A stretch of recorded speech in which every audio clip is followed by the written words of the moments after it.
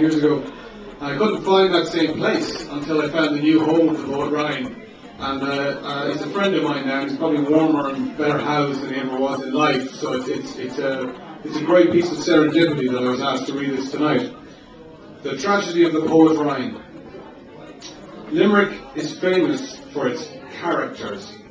They can be found in every level, from people like Dullick O'Malley of conventional Corbally to Gerky McMahon of swampy St. Mary's Park. Generally, they are by nature nonconformist, and this gives them their curiosity value. That popularity is usually determined by their ability to act the part of a gas man, and so amuse the attentive audience, many of whom appear to have a secret longing to be a character, and to receive even this fleeting acclamation to compensate for some inner security. One of Limerick's best-known characters died over a year ago.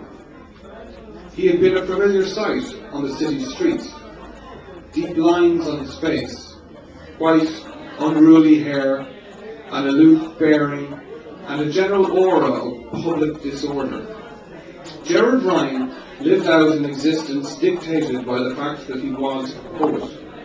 In ill health, he had no constant job. He was careless about his finished poems and left no manuscripts. Over the years, in many moves from one shabby room to another, his papers and poems had perished. Landladies had burned and dumped his life's literary work when the room had remained unpaid. In fact, during his life, he never had a book of poems published.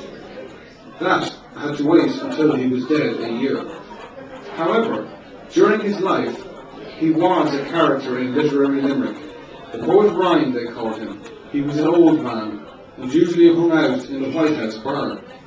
That is when he was not suffering from cold and hunger in his run-down room or coughing his guts up in the city home. However, between bouts of his pain and suffering, he was a character. He provided talk and laughter for the price of a few pints.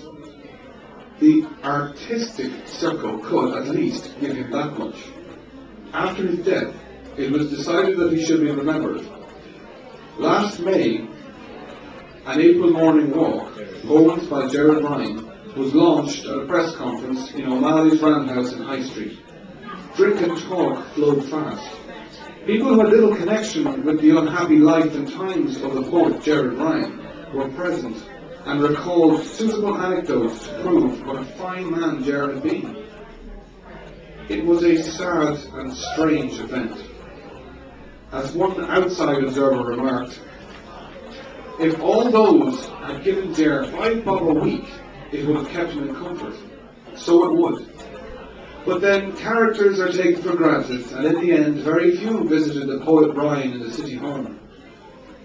One was Desmond O'Grady, who one Christmas, in an outburst of seasonal excess, ran wildly through the wards of incurables, telling them to cheer up, as they had everything to live for. O'Grady, however, with Peter Donnelly and a few of the more sensitive people who tried to help the poet, showed a genuine, if far-off, appreciation of Ryan's poetry. The only note of realism was introduced when a review of the book appeared in the Limerick Weekly Echo, written by Frank Hamilton. It said, Gerard Ryan lived and died in a small, provincial place.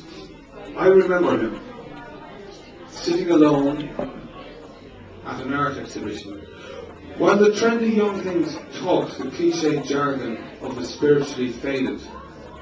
He wrote nature poems. He was close to earth. Yet, for me, one of the most memorable is simple, stark, terrifying, called Unit 6, St. Camillus. On the windowsill, beside my bed, in St. Camillus, a bowl of dying flowers. Other images come like the nurse leaves off with a trolley of clean clothes. Slowly they move to the long ward of incurables.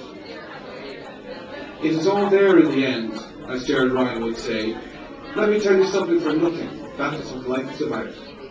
Desmond O'Grady, writing an introduction to the book, took a more familiar line.